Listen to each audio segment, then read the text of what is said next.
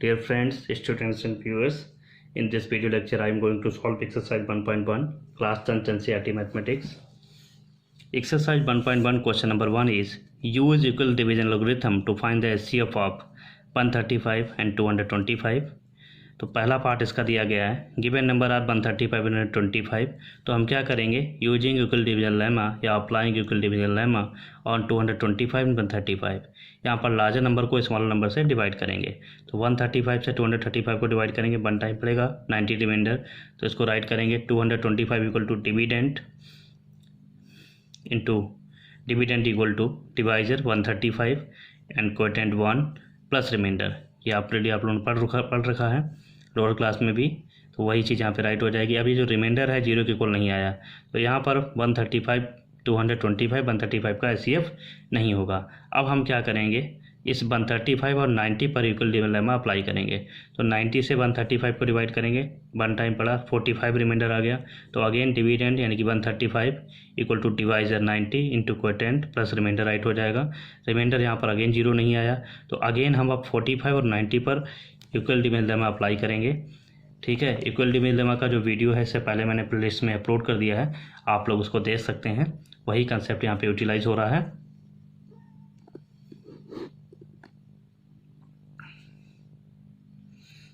तो 45 से 90 को डिवाइड करेंगे, कंप्लीटली डिवाइड हो गया. 90 इक्वल टू 45 इंटू 2 प्लस 0, यहाँ रिमाइंडर जीरो आ गया. तो 45 आपका एचसीएफ हो जाएगा. सेम बेस के सेकेंड थर्ड पार्ट प्रोसीड करेंगे. सेकेंड पार्ट में गिवन नंबर्स आर 196 एंड 38,220. तो 38,296 से कम्प्लीटली डिविजिबल है. 38,220 equal to 196 multiply 195 plus 0, remainder zero आ गया. कंप्लीट यहाँ पे डिवाइड परफॉर्म किया गया है. तो यहाँ पर दोनों नंबर्स का एचसीएफ हो जाएगा 196. थर्ड पार्ट आप देखें तो थर्ड पार्ट में both numbers are 867 and 255 sorry. आपको इन दोनों नंबर में एचसीएफ निकालना है. तो लार्जर नंबर को स्मॉलर नंबर से डिवाइड करेंगे. देखिए, तो डिवाइड करने पे क्या रहेगा, 867 को 225 से डिवाइड करेंगे तो क्या रह जाएगा, 225 3 टाइम पड़ेगा. रिमाइंडर कितना है 102. ठीक है, तो राइट करेंगे 865 equal to 255 multiply 3 plus 102, remainder not equal to 0. तो again apply equal division lemma on 225 and 102. 2 time डालेंगे 204, 51 रिमाइंडर जीरो नहीं आया इस स्टेप में. तो again apply equal division lemma on 51 and 102. इस तरीके से स्टेप चलेंगे. सेकेंड स्टेप में जीरो नहीं आया, थर्ड स्टेप में 102 इक्वल टू 51 इंटू 2 जीरो आ गया. तो 51 इज द रिक्वायर्ड एचसीएफ. इस तरीके से क्वेश्चन नंबर 1 प्रोसीड करेंगे. ठीक है, नाउ बात करते हैं क्वेश्चन नंबर 2 की. क्वेश्चन नंबर 2 में आपसे कहा गया है, question number 2, so that any positive odd integer is of the form 6q plus 1 और 6q प्लस 3 और 6q plus 5 where q is some integers.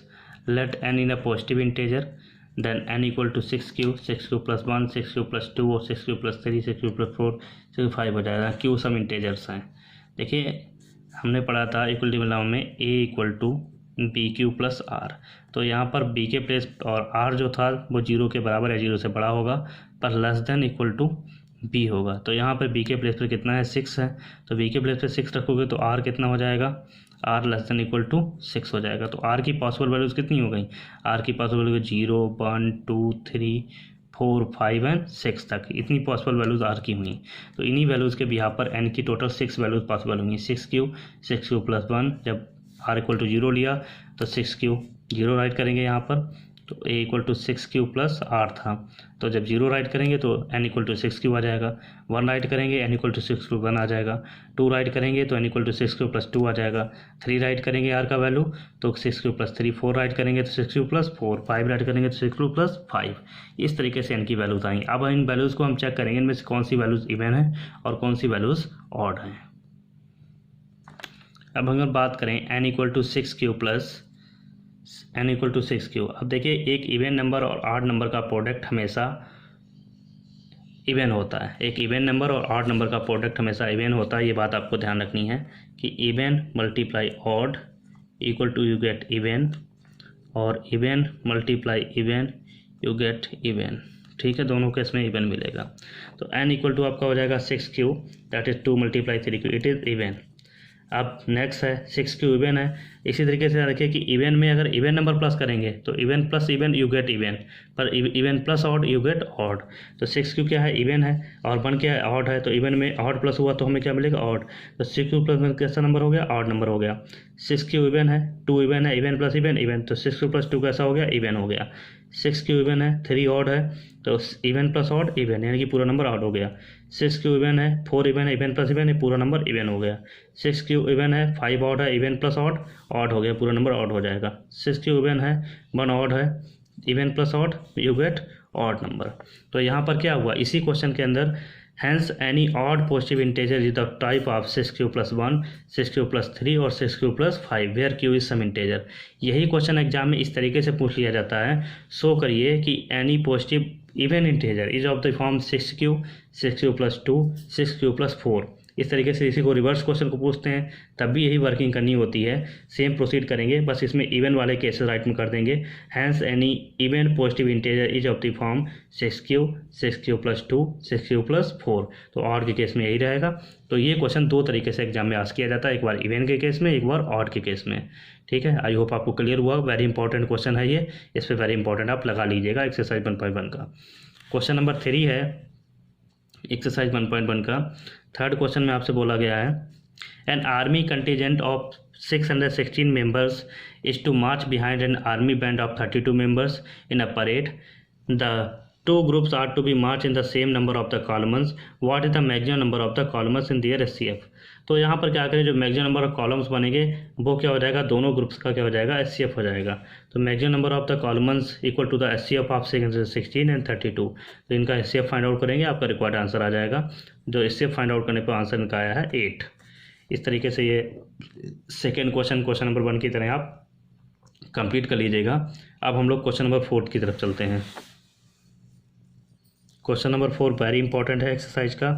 इसका सेकेंड क्वेश्चन और फोर्थ क्वेश्चन बहुत इंपॉर्टेंट है, फिफ्थ क्वेश्चन भी। काफ़ी बार एग्जाम में long answer में ये क्वेश्चन पूछे भी गए हैं। अब हम फोर्थ क्वेश्चन की बात करते हैं। Is using Euclid division lemma to show that the square of any positive integer is in either of the form 3m और 3m plus 1 for some integers q. यानी कि किसी पॉजिटिव इंटेजर का square या तो 3m की form में होगा या 3m प्लस 1 की फॉर्म में होगा, जहाँ m कुछ इंटेजर्स का सम है।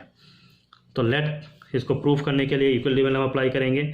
According to equal division lemma, अगर हमने मान लिया कि लेट कर लिया इंटेजर जो है हमारा पॉजिटिव हो गया, जानते हैं जनरल हमारा a equal to v q plus r होता है, डेफिनेशन क्लियर है। r 0 से इक्वल और less than equal to b के होता है। तो यहाँ बी के प्लेस पर कितना हो गया, 3 हो गया। तो बी के प्लेस पर 3 राइट करेंगे तो n इक्वल टू हो जाएगा 3q प्लस आर। तो r की वैल्यू एक बार 0 राइट करेंगे, क्योंकि r की वैल्यू कितनी हो जाएंगी, 0, 1 और 2, 3 वैल्यू तो हो जाएंगी। 0 राइट करेंगे तो n का 3q हो जाएगा। r का वैल्यू 1 लेंगे, n equal to 3q plus 1। r की वैल्यू 2 लेंगे तो n equal to 3q plus 2। इस तरीके से ये n की वैल्यू 3 ऑब्टेन हुई हैं, जहाँ q सम इंटेजर्स हैं। अब पहले केस में n इक्वल टू 3q, इसका स्क्वायर करेंगे, 3q का स्क्वायर गिव्स 9q स्क्वायर। तो 9q स्क्वायर को 3 मल्टीप्लाई 3q स्क्वायर, और जहाँ q स्क्वायर सम इंटेजर है 3m की फॉर्म में राइट कर सकते हैं। इसी तरीके से n equal to 3q plus 1, इसका स्क्वायर करेंगे, 3q प्लस 1 का स्क्वायर हो जाएगा।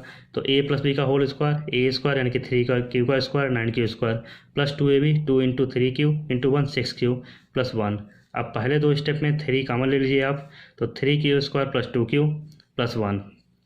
यहाँ पर 3q स्क्वायर प्लस 2q सम इंटेजर्स हैं, इसको m से रिप्लेस कर देंगे, 3m प्लस 1 हो जाएगा। तो ये इस फॉर्म में आ गया। नेक्स्ट आपका जो फॉर्म आई थी n equal to 3q plus 2 आया था। अब इसको स्क्वायर करेंगे, n square equal to 3q का square 9q square plus 12q plus 4, a plus b का होल स्क्वायर आइडेंटिटी से ओपन करेंगे, ठीक है ना। a square plus 2ab plus b square से। 10th स्टैंडर्ड पे आप, आई होप आपको क्लियर हुआ होगा। अब इस तरीके से ये जो 9q square plus 12q plus 4 है, इसको आप राइट कर लीजिए 9q square plus 12q plus 3 plus 1, और 3 पहले 3 स्टेप से कॉमन लेने पर आपका स्टेप ये ऑब्टेन हो जाएगा। इस क्वांटिटी को m से रिप्लेस कर दिए, कुछ ना कुछ इंटेजर है, 3m प्लस 1 की फॉर्म यहाँ पर भी आ गई।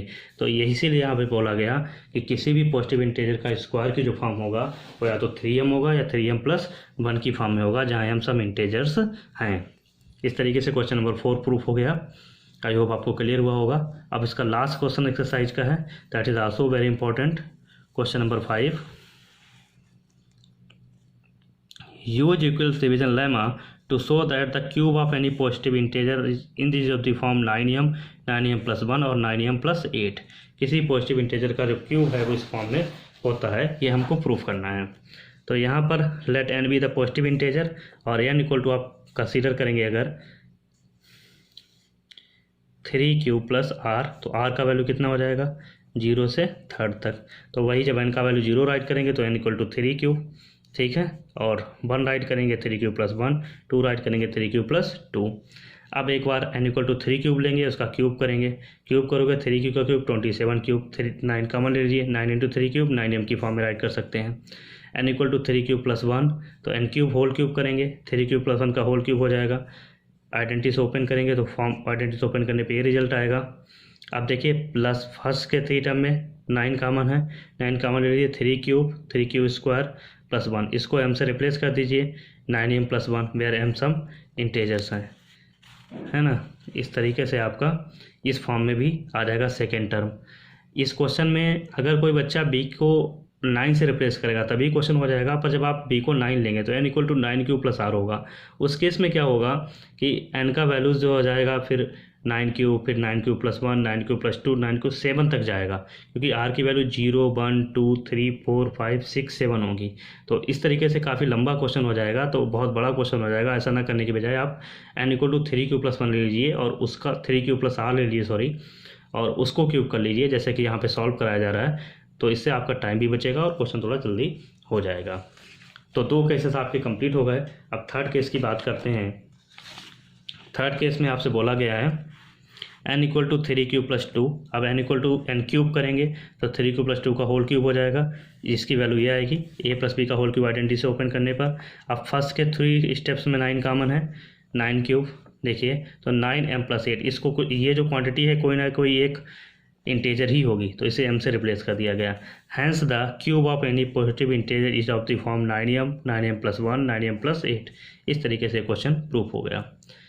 After watching this video you are able to solve exercise 1.1। मैं एक्सरसाइज सिर्फ आपकी प्रैक्टिस करा रहा हूँ, थोड़ा मैंने स्पीड में एक्सप्लेन किया है, पर कोशिश कर रहा हूँ कि आपको क्लियर हुआ होगा। आप इस पॉज करके एक्सरसाइज 1.1 कंप्लीट कर लीजिए। In next video I solve question exercise 1.2। Thanks for watching.